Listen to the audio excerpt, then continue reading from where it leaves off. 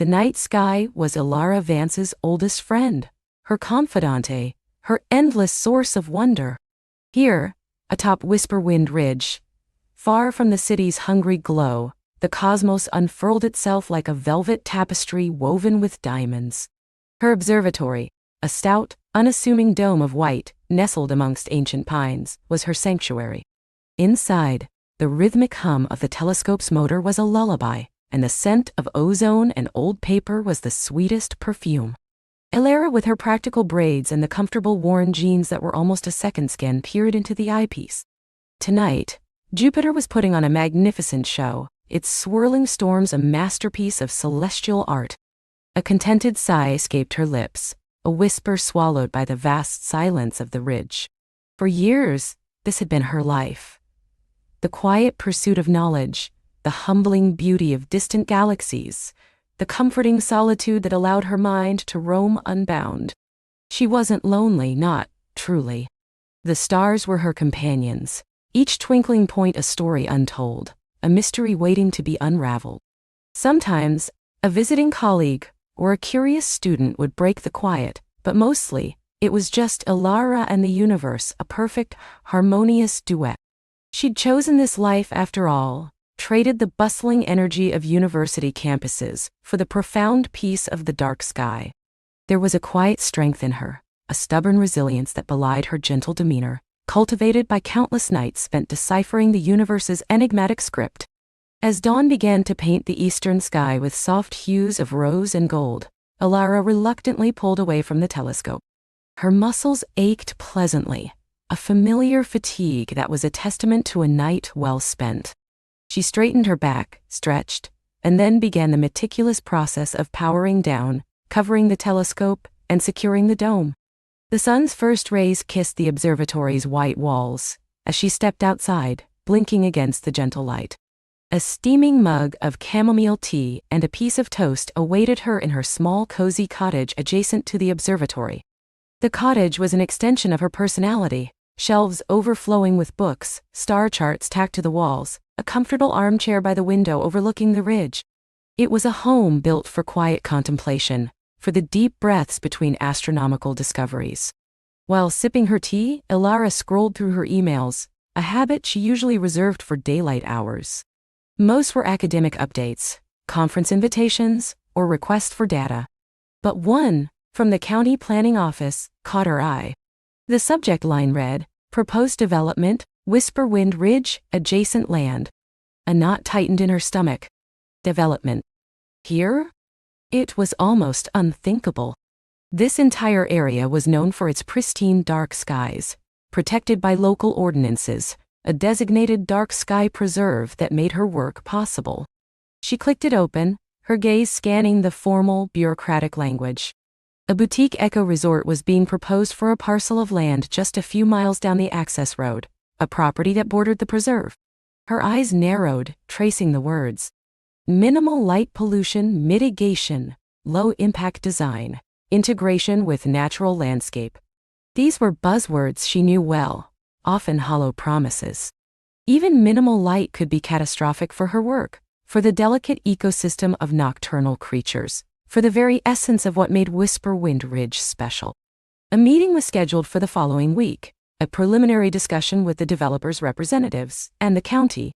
Her peaceful world, it seemed, was about to have an unwelcome visitor.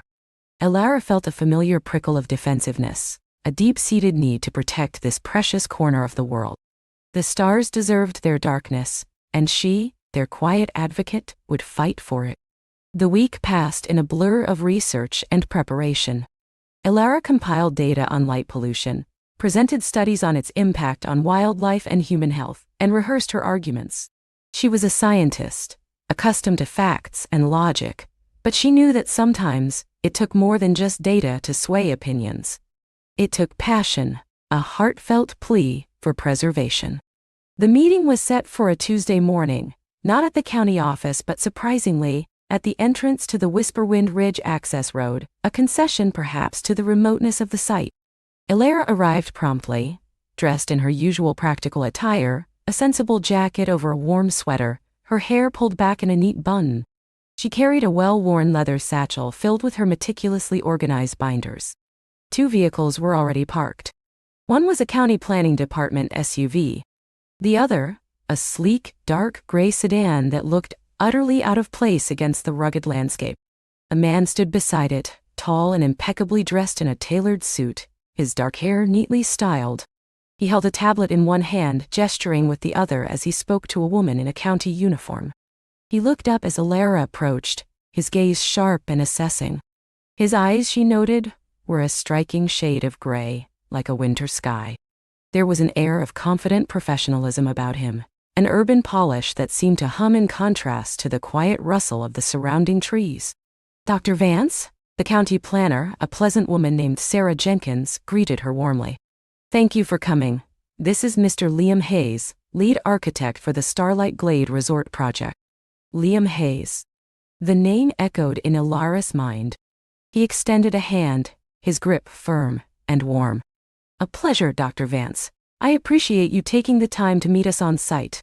His voice was smooth, with a hint of an unfamiliar accent. "Perhaps East Coast," she mused. "Dr. Vance is our resident expert on dark sky preservation," Sarah added, a subtle hint of warning in her tone. Liam offered a polite, almost imperceptible nod. "Indeed, we're very aware of the designation, Dr. Vance. Our aim is to create a harmonious development that respects the natural environment." Respecting the natural environment and maintaining a pristine dark sky are 2 very different things when it comes to construction, Alara countered, her voice calm but firm.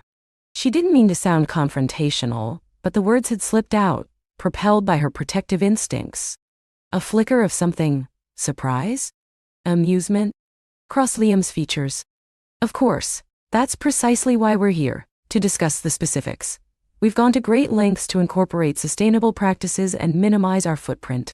He gestured towards a set of digital renderings on his tablet. "Our plans include dark sky compliant lighting fixtures, downward facing, shielded, low Kelvin temperature, motion activated in common areas." He spoke with an easy fluidity, rattling off technical specifications.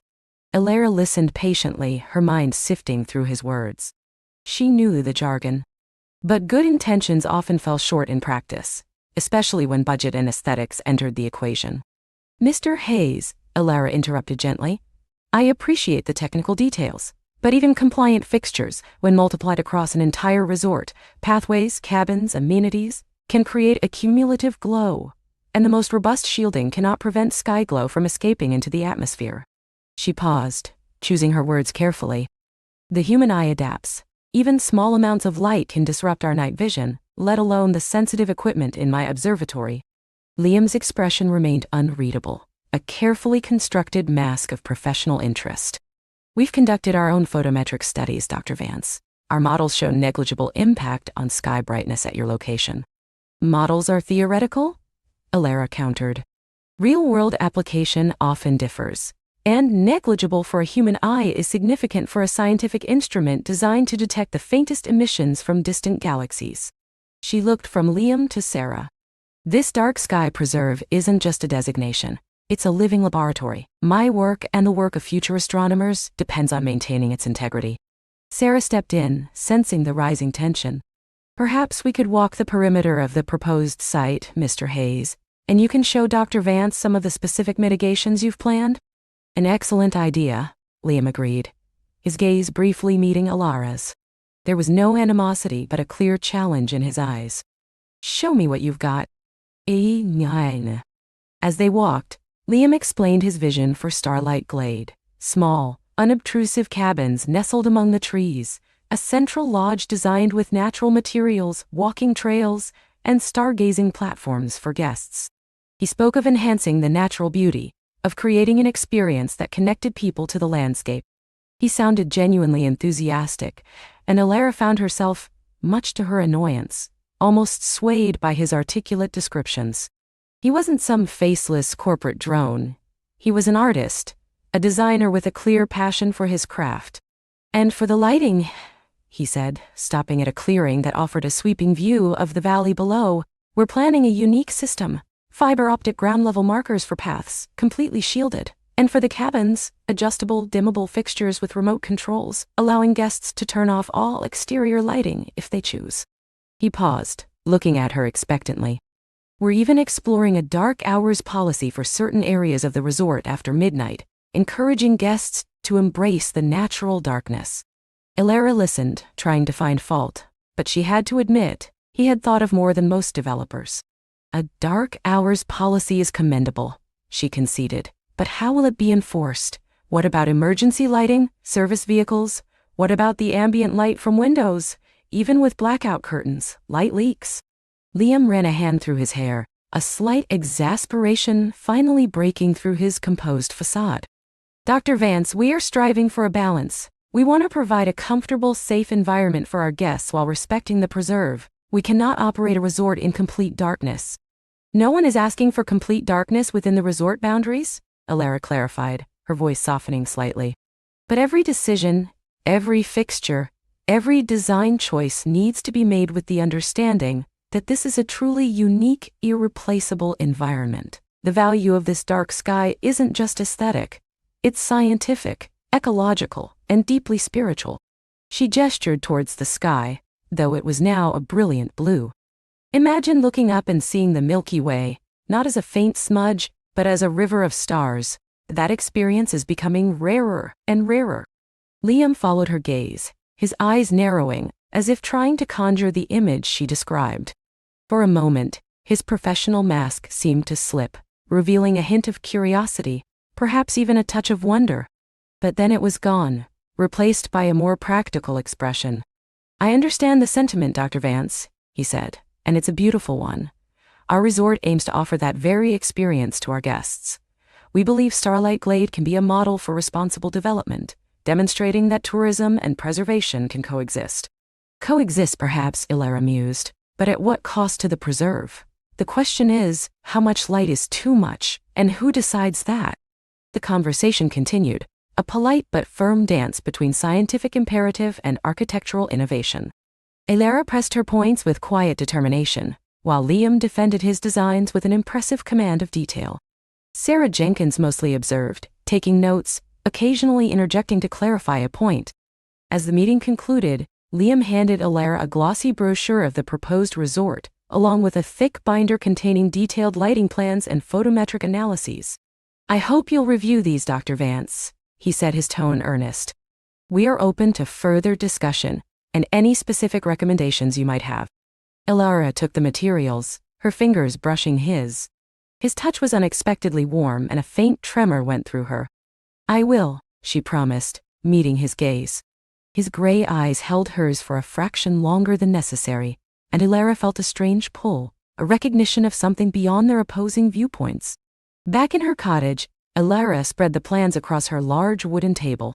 She spent the rest of the day poring over them, a mug of lukewarm coffee forgotten beside her. Liam Hayes had indeed put a lot of thought into the lighting. The fixtures were all dark sky compliant, the lux levels were low, and there were innovative solutions for path lighting. On paper, it looked good, better than she'd expected. But as she looked at the computer-generated images of the resort at night, with its soft amber glow emanating from pathways and windows, she couldn't shake a feeling of unease. It was beautiful, yes, but it was light lane. And every photon of that light was a tiny intruder in the sacred darkness. That evening, as the first stars began to prickle through the deepening twilight, Elara found herself drawn to the observatory. She didn't power up the telescope, but simply sat on the spinning chair, gazing out through the open slit in the dome. The sky was breathtaking, a deep, inky canvas, already beginning to reveal its secrets. She thought of Liam Hayes, his sharp mind, his confident demeanor, the unexpected warmth of his hand. He was so unlike anyone she typically encountered in her solitary world. He represented the very force that threatened her sanctuary, yet there was something about him that intrigued her, a depth she sensed beneath the polished surface. He wasn't malicious. He was simply approaching the problem from a different angle, with different priorities. Could they find common ground? Could she make him truly understand the profound beauty and fragility of what he was potentially jeopardizing? Could she show him the universe through her eyes, not just as a scientific marvel, but as a balm for the soul, a place of peace and limitless wonder. A sudden, faint flicker of light caught her eye, far down the ridge, near where Liam had pointed out the resort's proposed entrance. It was a single, solitary beam, moving slowly. Headlights. Someone was still out there, long after the meeting had ended. Curiosity piqued. Elara grabbed her binoculars. She focused them on the distant light. It wasn't a county vehicle. It was the sleek, dark gray sedan. Liam Hayes. He was still there, driving slowly along the access road, perhaps surveying the land again, or simply taking in the quiet of the ridge. As she watched, the car pulled over. Liam stepped out, and for a long moment he simply stood there, his back to her, looking up at the sky. He was a dark silhouette against the fading twilight, a tiny, solitary figure dwarfed by the immense expanse above. Elara lowered her binoculars, a strange warmth spreading through her chest. He wasn't just a pragmatic architect then. He was looking at the stars. Perhaps, she thought, just perhaps, he was already beginning to see. And if he was looking, truly looking, then there was hope. The fight for the dark sky might just be the beginning of something she never expected. The twilight deepened, painting the western horizon in streaks of peach and lavender, before surrendering to the deep indigo of night. Elara remained by her window, the cool glass pressing against her forehead. The image of Reese, silhouetted against the vast sky, burned into her mind. The air in her small cabin, usually a sanctuary of quiet focus, now hummed with a different kind of energy, a nervous anticipation she hadn't felt in years. Her initial plan, born of a fierce protectiveness for the dark skies, had been to approach him with facts, figures, and perhaps a touch of righteous indignation. She would explain the delicate ecosystem of nocturnal life, the scientific necessity of unpolluted starlight for astronomical research, the sheer magic of a truly dark night. But now, seeing him stand there, a solitary figure communing with the heavens, her strategy felt crude, impersonal. He wasn't just a hurdle to overcome, he was a person. A person who, like her, seemed capable of being moved by the infinite beauty above. This wasn't a battle of wills, it was an invitation. An invitation to share something profound. A new approach began to form in her mind, one less about confrontation and more about connection. A simple neighborly gesture. A plate of freshly baked cookies, perhaps. Or a slice of her famous apple pie, warm from the oven. Something that spoke of welcome, not warning. The next morning, Elara rose with a lightness in her step. The sun, a cheerful orange orb, was just peeking over the eastern mountains, casting long shadows across her property. She hummed a quiet tune as she measured flour and sugar, the comforting scent of cinnamon and apples soon filling her kitchen. As the pie baked, its sweet fragrance mingling with the crisp morning air filtering through the open window, Elara found herself rehearsing what she would say. Keep it light. Keep it friendly. Don't mention light pollution immediately. Just a neighborly hello. By late morning, the pie had cooled enough to be wrapped in a linen cloth, still radiating a gentle warmth. Elara took a deep breath, adjusted the strap of her canvas bag over her shoulder, and stepped out onto her porch. The walk to Reese's property, though short, felt like a journey into the unknown. The path wound through tall pines, their needles soft underfoot, and patches of wildflowers that nodded gently in the breeze. As she neared his cabin, she saw that the exterior, while still unadorned, was beginning to take on a more lived-in appearance. A sturdy wooden porch swing had been installed, and a small stack of neatly cut firewood sat beside the front door. It wasn't the sterile, cold structure she'd imagined. It was becoming a home. Her heart thumped a little faster as she reached the front door.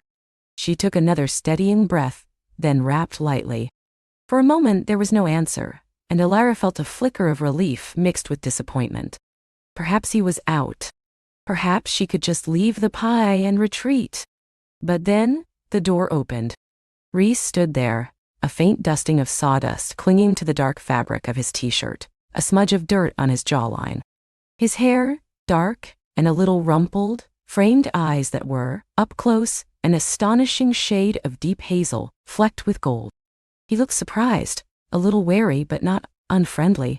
"Hello?" he said, his voice a low rumble, richer than she'd expected from her distant observations. Alara felt a flush creep up her neck. "Good morning," she managed, holding out the pie. "I'm Alara Vance, your neighbor. I just wanted to welcome you to the area. I baked an apple pie." He blinked. Then a slow smile touched his lips, transforming his face, softening the sharp angles Alara had noted before.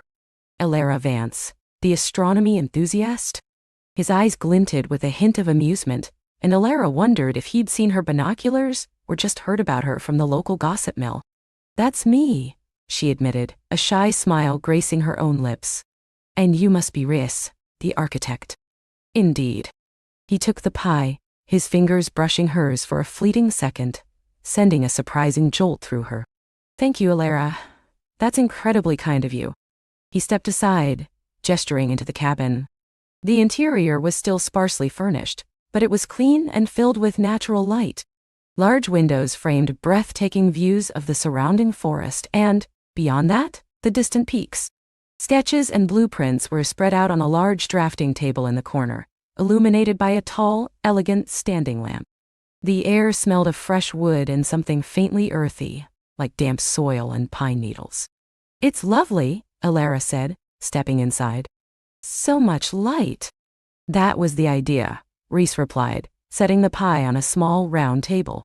"To bring the outside in, would you like some coffee? I just made a fresh pot."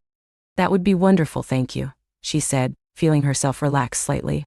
This was going better than she'd dared hope. He moved with an easy grace, retrieving 2 mugs from a box on the counter. "So, the astronomy enthusiast," he said, handing her a steaming mug. "I take it you're concerned about my construction. I've heard a little from town." Alara took a sip, the warmth of the mug comforting in her hands. "Well, yes," she admitted, deciding honesty was the best policy, albeit a gentle one. "This area is quite special, you know. One of the last truly dark sky regions in the country.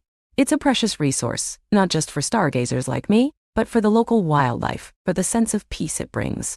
Rhys nodded slowly, his gaze thoughtful.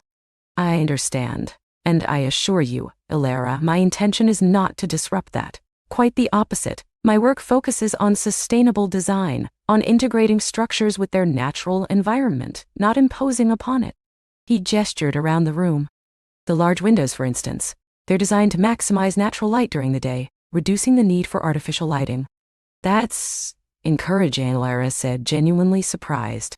She'd imagined him as a developer, driven by profit and modern aesthetics, not an environmentalist. "I moved here for the solitude, for the quiet," Rhys continued, leaning back against the counter, his arms crossed. "For the inspiration. I value the natural beauty of this place as much as anyone, perhaps even more, in my own way." His gaze drifted towards one of the windows, and for a moment Alara saw the same reflective quality in his eyes that she'd witnessed from afar last night.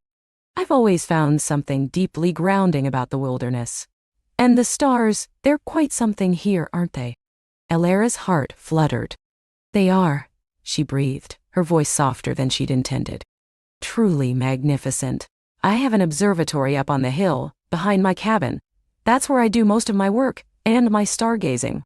"An observatory," Rhys repeated, a genuine curiosity lighting his eyes. "That's fascinating. I'd love to see it sometime if you wouldn't mind." "I wouldn't mind at all," Alara exclaimed, a little too eagerly, then reined herself in. "Perhaps, sometime soon, when you're settled?" "How about tonight?" Rhys suggested, his smile widening. "After dinner, I'll bring your pie back, consider it payment for the tour." Alara laughed, a sound like wind chimes in the quiet cabin. "It's a deal. Say 8 o'clock?" "8 o'clock it is," he confirmed. As Alara walked back to her cabin, the sun now high and bright, a new kind of warmth bloomed in her chest, different from the initial shock of finding him looking at the stars. This was the warmth of shared curiosity, of unexpected common ground, of a burgeoning connection. The architect, she realized, was far more complex and far more intriguing than she had ever imagined. And the dark sky, which had seemed like a potential battleground, was now becoming a bridge. That evening, Alara meticulously tidied her cabin, plumping cushions, arranging books, ensuring her telescope lenses were sparkling clean. She even changed into a soft forest green sweater that she felt made her eyes look brighter. She was acutely aware of the time, her anticipation a gentle hum beneath her skin. Precisely at 8, a soft knock sounded at her door. Rhys stood on her porch, holding the now half-eaten apple pie, a sheepish grin on his face. "I couldn't resist," he admitted. "It was incredible, thank you." "Come in," Alara said, her voice a little breathless. She led him through her cozy living space, past shelves overflowing with astronomy books and star charts, to the back door that opened onto a small deck. A gravel path led up a gentle slope to her modest, domed observatory. "This is it," she announced, pushing open the heavy door to the dome. The interior was cool and hushed, dominated by the imposing white cylinder of her Schmidt-Cassegrain telescope.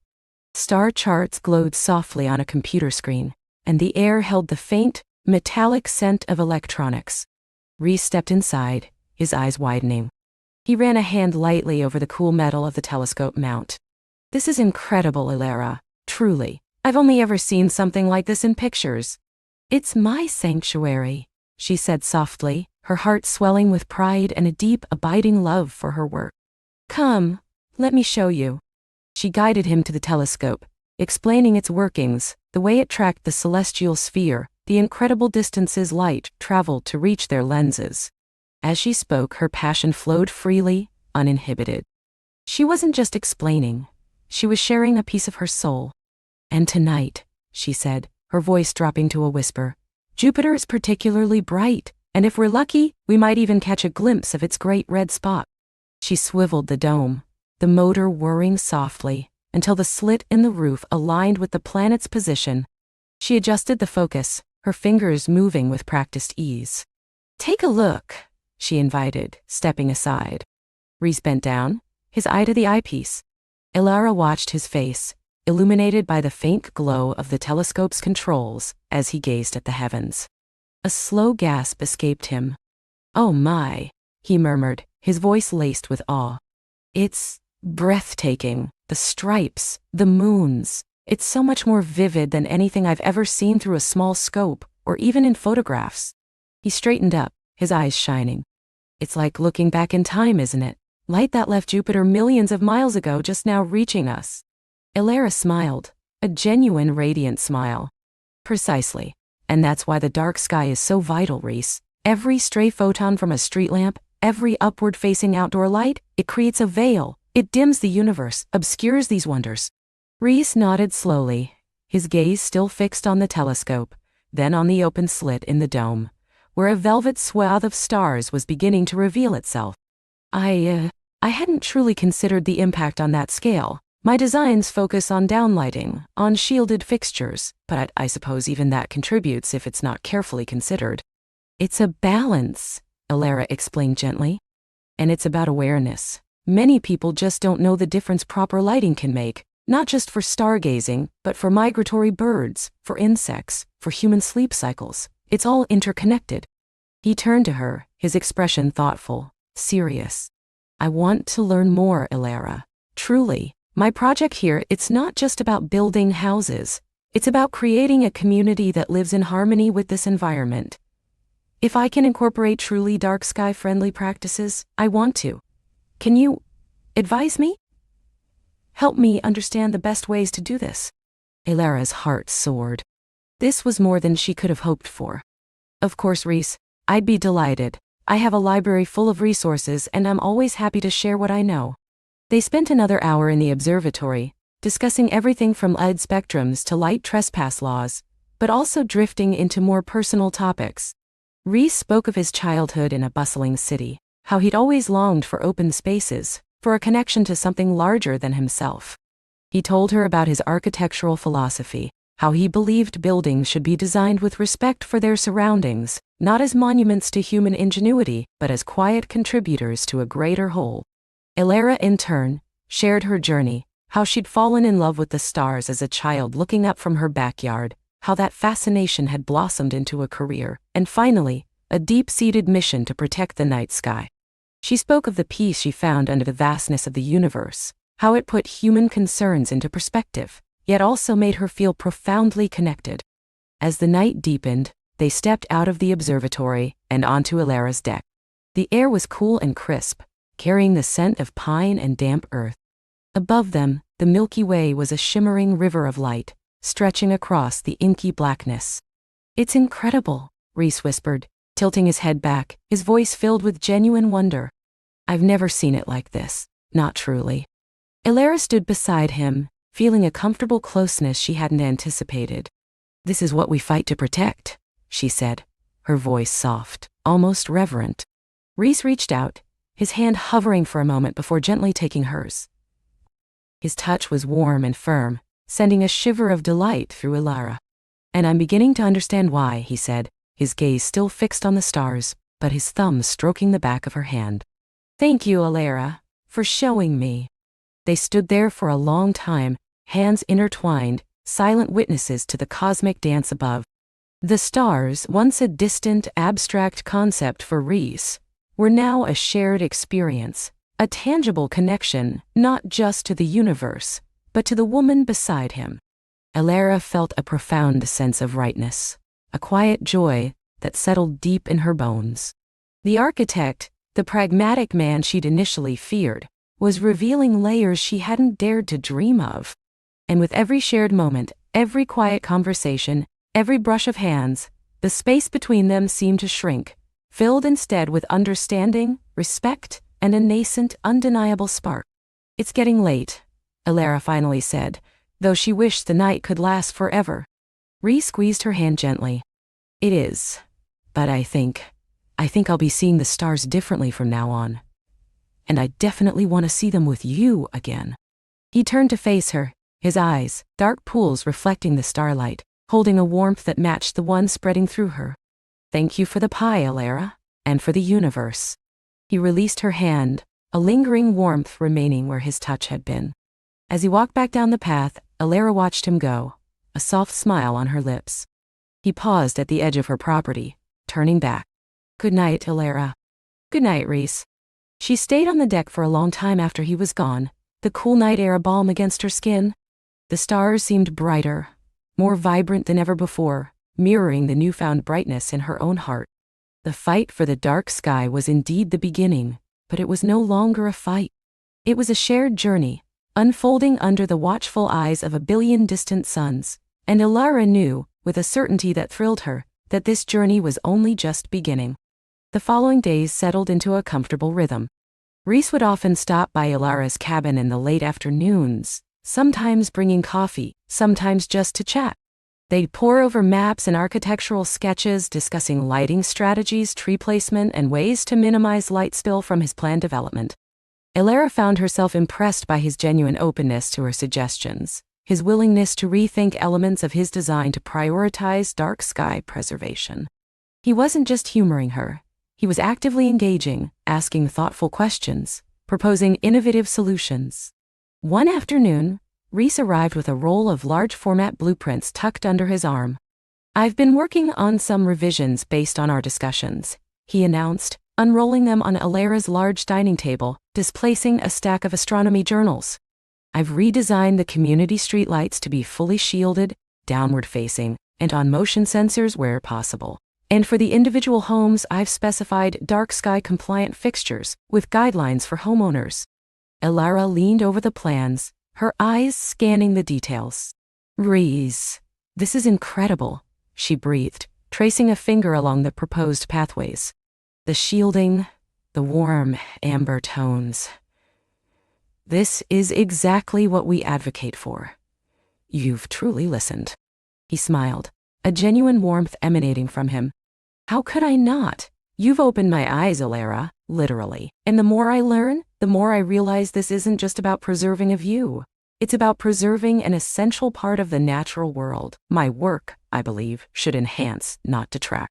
He paused, then added, "Plus, I think a community that embraces the dark sky will be truly unique. A selling point, even." Ilara laughed. "A pragmatic architect, after all." "Always," he conceded, his eyes twinkling, but with a newfound appreciation for the cosmic spectacle. Their conversations often drifted beyond blueprints and light fixtures.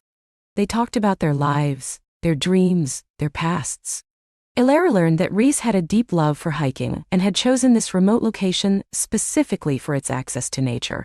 He shared stories of grueling architectural projects in bustling cities, and the quiet yearning for a simpler, more meaningful existence that had led him here. Elara, in turn, spoke of her academic life, her frustrations with urban light pollution, and the profound peace she found in her solitary pursuit of the stars. One crisp autumn evening, as the leaves turned vibrant shades of crimson and gold, Reese invited Elara to his cabin. "I've finally finished setting up the outdoor fire pit," he said, a hopeful note in his voice. "And I thought it would be a perfect night for s'mores. A thank you for all your invaluable advice." Elara accepted eagerly. The thought of a cozy evening by a fire, under the emerging stars, with Reese, sent a thrill through her.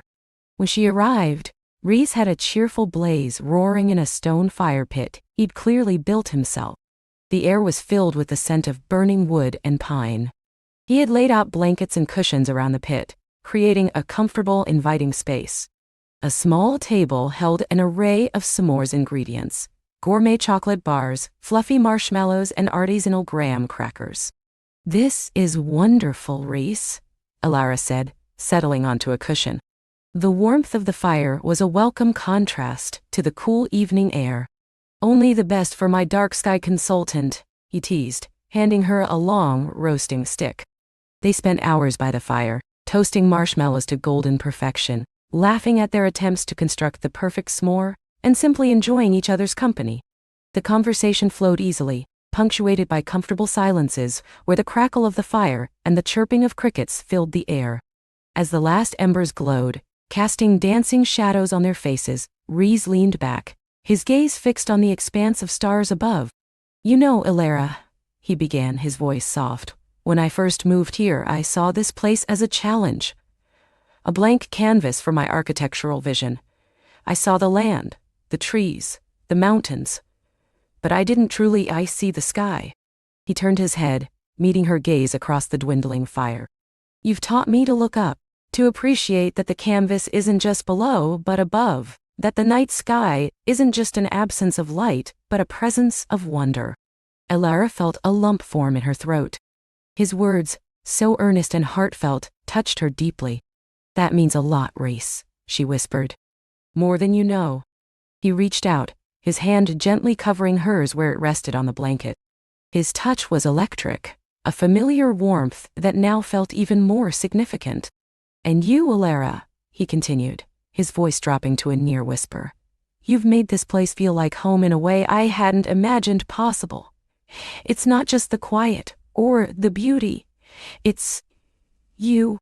The air between them crackled with unspoken emotion. Elara's heart pounded a rhythm against her ribs. She looked into his eyes, seeing not just appreciation, but a deeper, more tender emotion reflected in their hazel depths.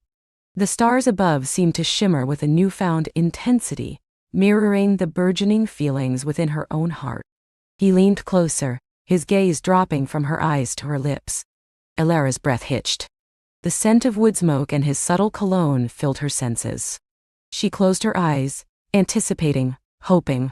But then, a distant howl echoed through the valley, a lone coyote breaking the spell. Reese paused, a small wry smile touching his lips. He squeezed her hand gently, then leaned back slightly, though his gaze never left hers. "Nature's timing," he murmured, a hint of playful regret in his voice. Elara laughed softly, a little breathlessly. Indeed. The moment had passed, but something new had solidified between them. A clear understanding, an acknowledgement of the undeniable pull that was growing stronger with each passing day. "I should get going," she said, her voice still a little shaky. "Stay a little longer," Reese pleaded, his thumb stroking the back of her hand again. "Just until the stars are at their brightest. We can just watch them, together." Elara looked up at the glittering expanse. "I like that very much." They sat in comfortable silence, their hands still intertwined, watching the celestial tapestry unfold above them. The air grew colder, but the warmth between them radiated, a quiet promise under the silent, watchful stars. The dark sky, once a point of contention, had woven them together, creating a bond deeper and more luminous than either of them had anticipated. Reese's development, once a threat, was now becoming a shared vision, a testament to collaboration and a budding romance. And Alara knew, with a certainty that settled deep into her soul, that this journey, filled with starlight and unexpected connections, was far from over. The morning after their stargazing revelation dawned with a soft pearlescent glow, painting the eastern sky in hues of rose and lavender. Alara awoke in her small, cozy cottage, a smile already gracing her lips. The usual weight of apprehension about Rhys and his project was gone, replaced by a lightness, an exciting hum beneath her skin. She found herself humming a little tune as she made her herbal tea, gazing out at the distant construction site, which now seemed less like an encroaching threat and more like a canvas for a shared dream. Rhys, it turned out, was already up. He appeared at her door shortly after she'd finished her tea, a large thermos of coffee in one hand and a stack of rolled-up blueprints in the other. His eyes, usually sharp and focused, held a new, softer light, reflecting the lingering magic of the previous night. "Morning, stargazer," he said, his voice a warm rumble that sent a pleasant shiver down Alara's spine. "Thought you might appreciate some actual coffee this morning, and I've been sketching all night." Alara laughed, a genuine, unburdened sound. "You're a man of many talents, Rhys Maxwell. Come in." They spread the blueprints across her kitchen table, the scientific journals and star charts, usually occupying the space temporarily, pushed aside. Rhys unrolled them with an almost reverent air, his fingers tracing lines and curves. "So, last night got me thinking," he began, his gaze meeting hers, "really thinking. We talked about how the light needs to be managed, but what if we don't just manage it? What if we integrate the observatory into the very heart of the development's appeal?" Alara leaned closer, intrigued. "How do you mean?" "Well, imagine," Rhys explained, pointing to a section of the plan. "Instead of just having dark sky compliant lighting, which we're doing absolutely, we build an educational center right here, near the main lodge. It would feature interactive exhibits about the cosmos, perhaps even a small planetarium." And then his voice grew excited. "We designed the entire layout, the paths, the viewing platforms, even the individual cabins, to maximize the stargazing experience. Special telescopes on designated decks, guides for constellation tours." Alara's eyes widened, her heart quickening. This wasn't just compromise, it was vision. It was taking her passion, her life's work, and elevating it, making it accessible to others, creating a symbiotic relationship between development and preservation. "Rhys, that's brilliant. It's not just about minimizing light pollution, it's about celebrating the stars. It's about inspiring wonder." He grinned, a flash of pure enthusiasm. "Exactly, and your observatory, Alara, would become the crown jewel.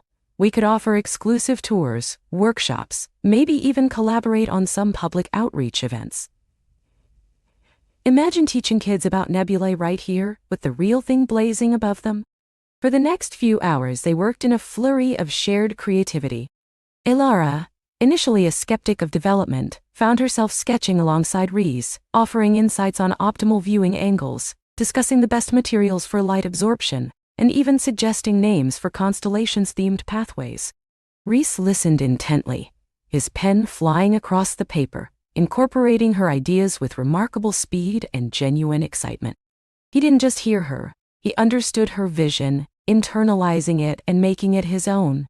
The air between them crackled with an energy that went beyond professional collaboration.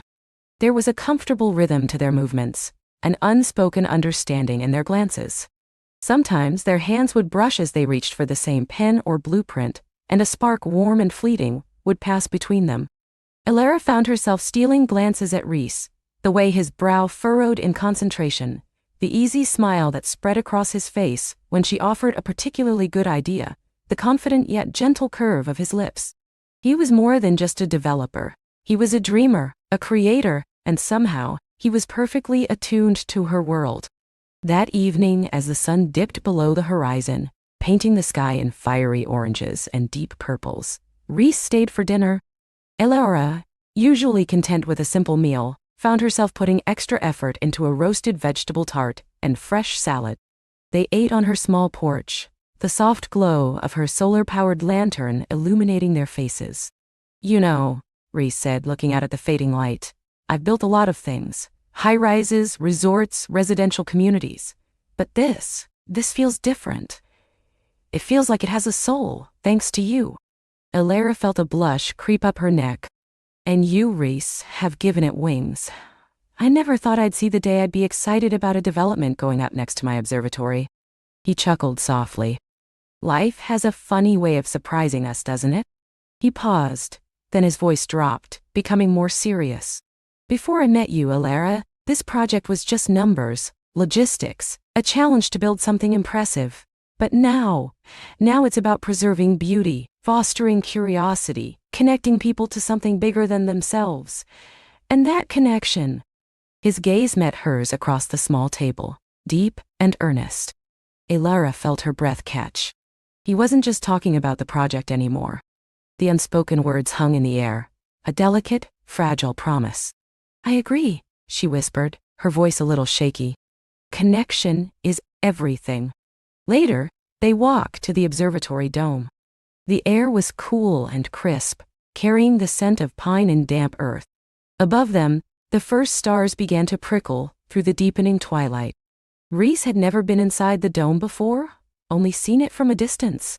As Elara slid open the massive metal door, revealing the gleaming telescope within, he let out a low whistle. "It's magnificent," he murmured, his eyes wide with genuine awe as he stepped inside, his voice echoing slightly in the vast space. He looked up at the open slit in the dome, through which a velvet swath of sky was now visible, dotted with emerging stars. "To think you spend your nights here, unraveling the universe's secrets." Elara felt a swell of pride and a strange protectiveness for her sanctuary. "It's humbling," she said softly. "Every night, I'm reminded of how small we are, and yet, how infinitely connected to everything out there." She gestured for him to look through the eyepiece. "Tonight, let's look at Saturn. Its rings are particularly clear." Reese bent to the telescope, his large frame surprisingly gentle as he adjusted the focus under her guidance.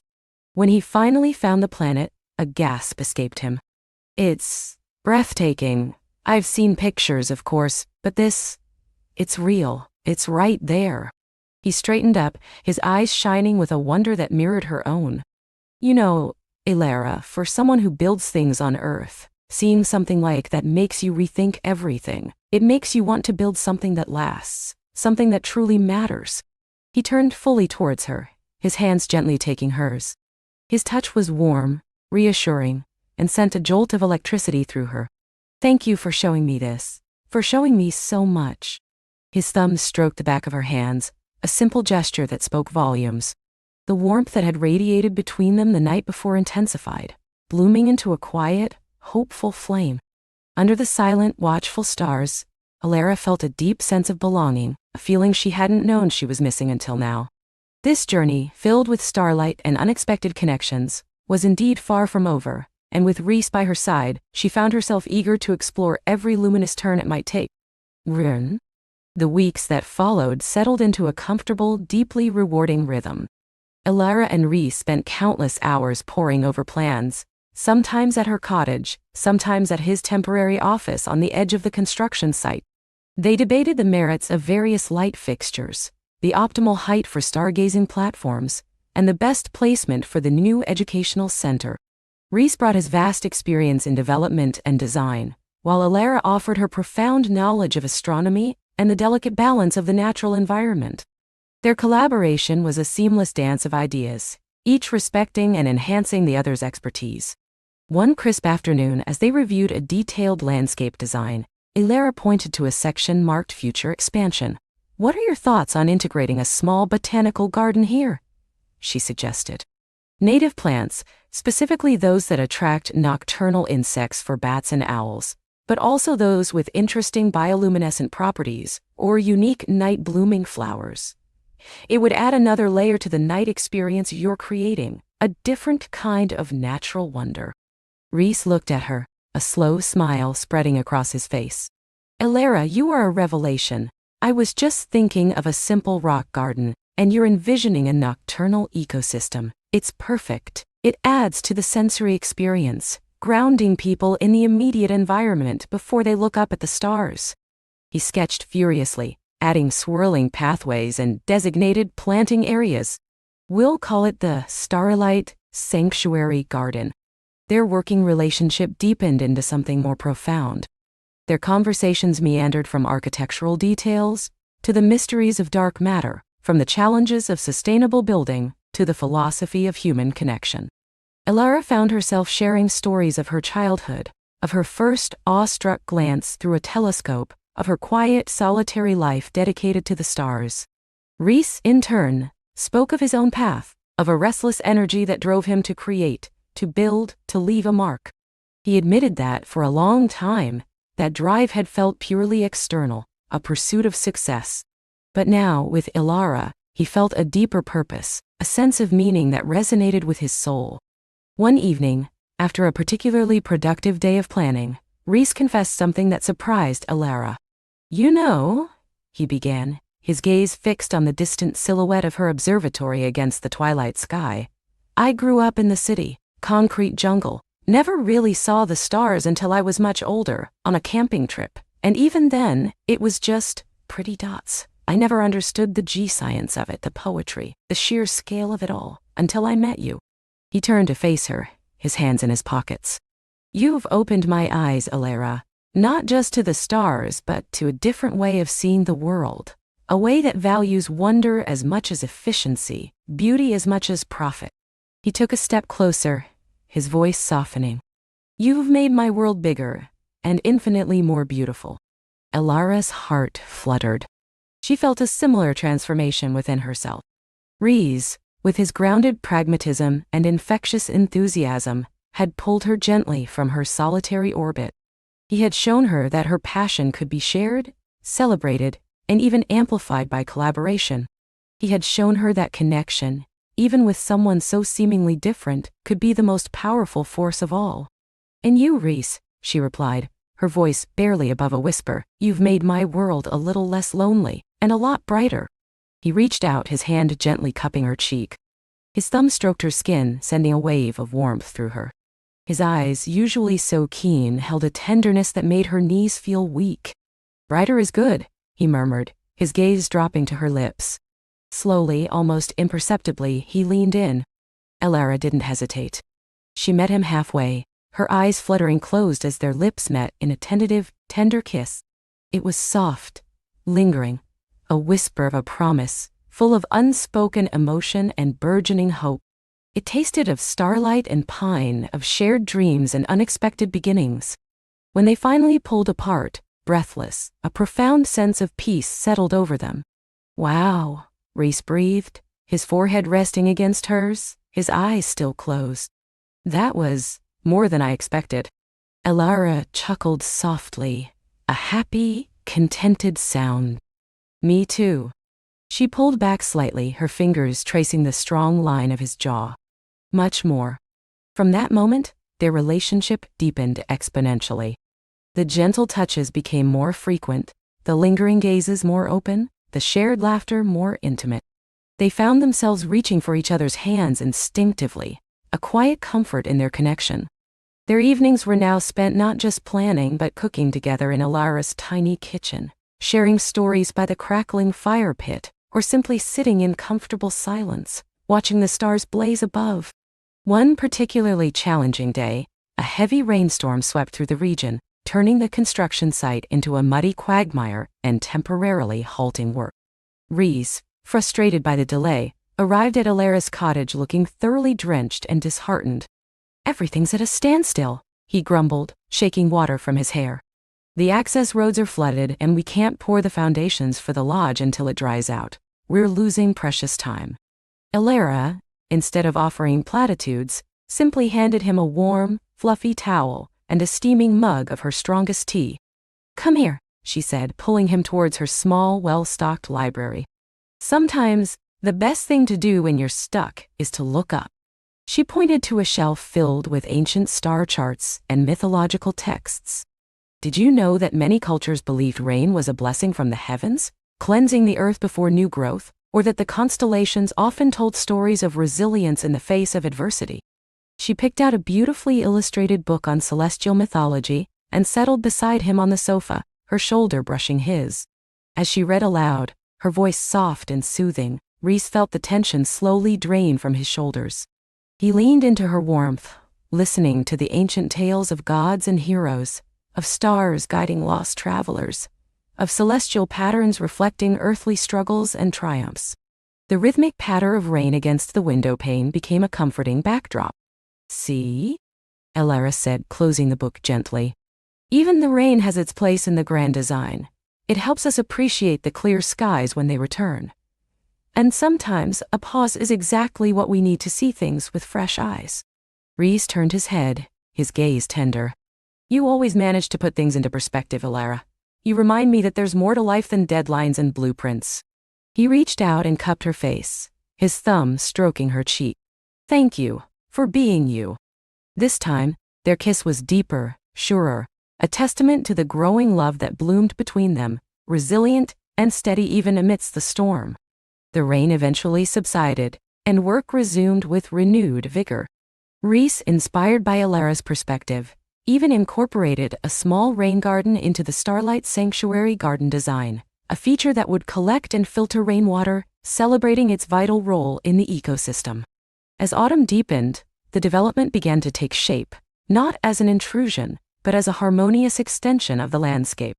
The dark sky-compliant lighting shimmered softly at night, guiding visitors without stealing from the stars. The educational center's framework rose gracefully, and the first stargazing platforms were installed, offering breathtaking, unobstructed views of the cosmos. Elara found herself spending more time at the site, not just advising, but feeling a profound sense of ownership and pride in what they were creating together. She watched Rhys interact with his team, his leadership firm yet fair, his passion infectious. She saw the respect his crew had for him, and for the vision he now shared with her. One evening, as they stood on what would become the main viewing platform, looking out at the vast expanse of land and the nascent structures, Rhys turned to her. "Elara," he began, his voice soft, "I've been thinking. This project, it's become so much more than just a development for me. It's a legacy, and I can't imagine building it or anything else without you." He reached into his pocket and pulled out a small, intricately carved wooden box. Inside, nestled on a bed of velvet, was a silver pendant, shaped like a stylized crescent moon cradling a tiny, brilliant star.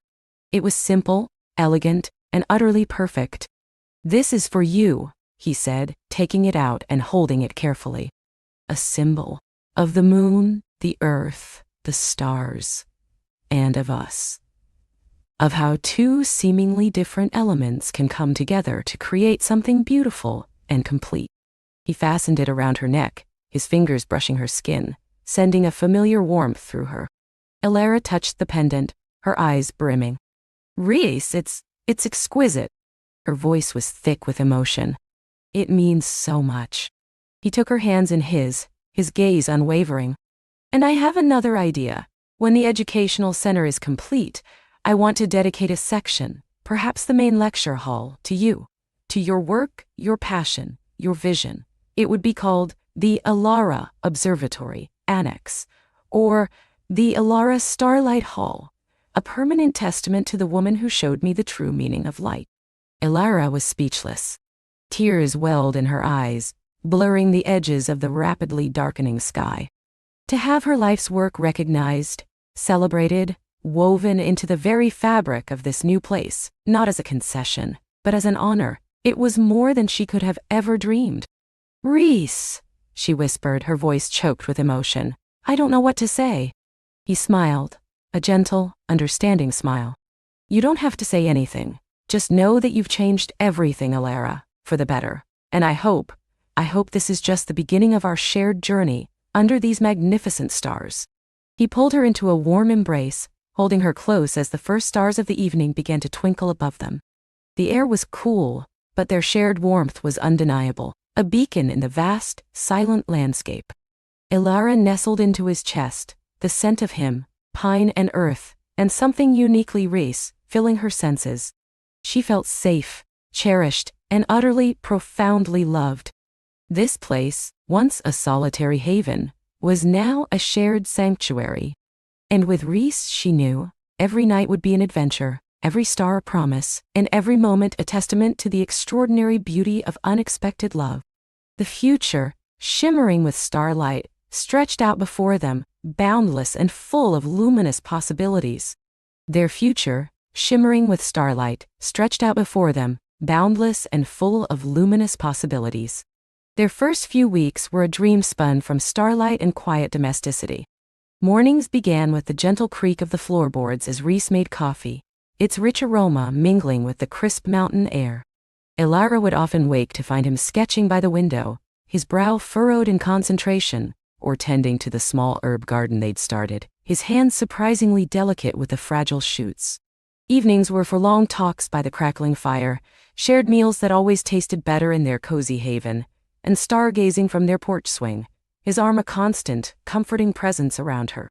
The cabin, once a symbol of Rise's solitude, became a vibrant testament to their shared joy, each corner now imbued with their laughter, their whispered secrets, their unspoken understanding. Elara found a new vibrancy in her art, her canvases bursting with the rich greens and deep blues of the forest, the ethereal light of the stars, and the unwavering warmth of Reese's steady gaze. He, in turn, discovered a renewed passion for his own work, inspired by her boundless creativity, her gentle challenges to his occasional perfectionism. They learned each other's rhythms, Reese's early morning focus, Elara's late-night bursts of inspiration, always punctuated by a shared cup of tea or a quiet moment of connection. They visited her city apartment occasionally, but it always felt like a brief excursion from their true home. The mountains, with their ancient wisdom and silent beauty, had woven their magic around them, cementing their bond in the most profound way. One particularly clear autumn evening, as they watched a meteor shower paint streaks across the velvet sky, Elara leaned her head against his shoulder. "Do you ever think about what else we could build here?" she murmured, "not just of the cabin, but of a life, a legacy." Reese tightened his arm around her. "Every single day," he confessed, his voice a low rumble that vibrated through her. "I used to think this place was complete, a perfect escape, but now, it feels like a beginning. With you, Elara, I can see so much more." He spoke of expanding the small workshop for her art, of planting more trees, of a future where their footsteps echoed in unison across the sun-dappled paths, leading to places they hadn't even dreamed of yet. Months turned into a year, then two, each season painting new memories onto the canvas of their shared life. The cabin hummed with a joyful energy, now a vibrant hub for their intertwined dreams.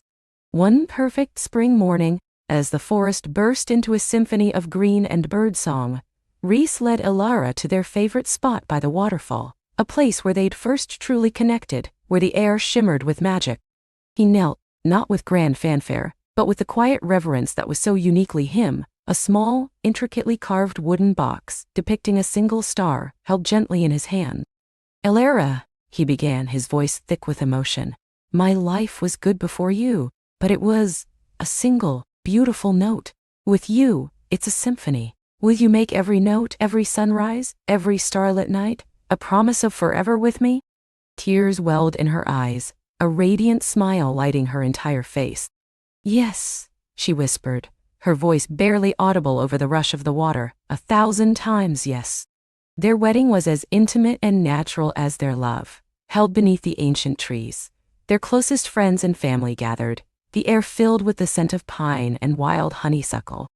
Elara, radiant in a simple flowing gown that seemed to capture the morning light, walked towards Reese, who stood waiting, his eyes alight with adoration, a silent promise burning in their depths. Their vows were not just words, but echoes of every quiet conversation, every shared glance, every tender touch that had forged their unbreakable bond. They danced under the same stars that had witnessed their budding love, now shining down on their lifelong commitment, a galaxy of wishes fulfilled. Years gently unfolded, bringing with them new joys. The soft patter of tiny feet eventually joined their own on the cabin floor. A little boy with Reese's thoughtful eyes and Elara's adventurous spirit, and then a little girl with Elara's artistic flair and Reese's quiet strength. The nights continued to be filled with stories, not just of the constellations above, but of their own beginnings, of unexpected love found in the quiet, beating heart of the mountains. Their sanctuary expanded, filled with the warmth of family, the comforting chaos of childhood, and the unwavering presence of a love that deepened with every passing day. And so, on countless nights, as the moon cast its gentle glow through the cabin window, Elara would find herself nestled beside Reese, just as she had that first magical night.